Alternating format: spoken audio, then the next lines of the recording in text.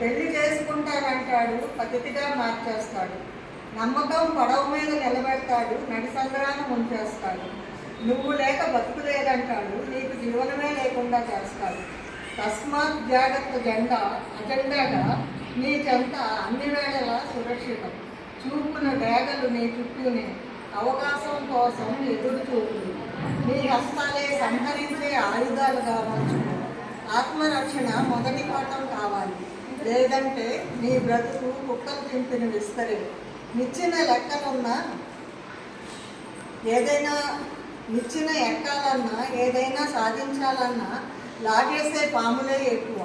విజయం నీ చెంత చేరాలంటే అప్రమత్తం నీడన పయనించాల్సిందే.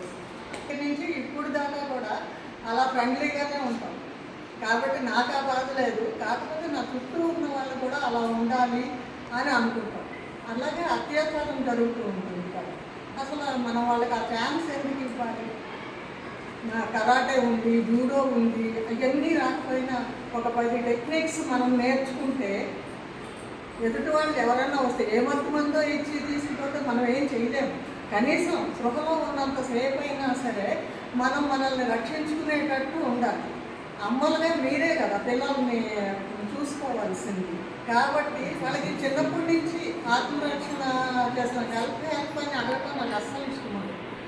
మనమే కొంతమందికి హెల్ప్ చేసే ఇదిలో ఉండాలన్నమాట. మన పిల్లల్ని అలా పెంచాలి.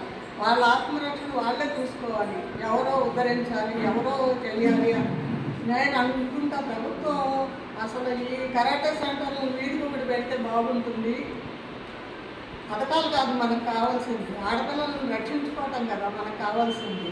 ఈ కరాటే సెంటర్స్ పెట్టి వాళ్ళని వాళ్ళు కాపాడుకునేటట్టు చేస్తే అది బాగుంటుంది కదా అని అనిపిస్తుంది నాకైతే.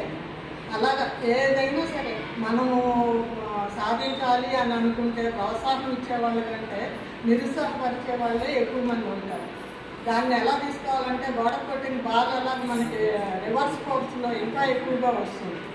అలాగా మనం దాన్ని తీసుకోవాలి. ఏదైనా సరే ఒకళ్ళు మనల్ని పైకి వెళ్ళనివ్వకూడదు అని చూశారంటే మనం వెళ్ళి చూపించాలి.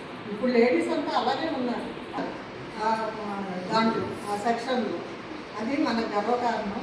ఇంకా ఎక్కువ టైం నేను తీసుకోను కాబట్టి అందరూ మహిళలంతా మంచిగా విజయాలు సాధించండి. దేనికి వెనకంత వేయకూడదు. దానికి ఉదాహరణ మన మేడం గారు. మనకే ఆత్మ విశ్వాసం పెట్టుకోండి. మీరు సాధించాల్సినవి అన్నీ సాధించాలని కోరుకుంటూ సెలవు.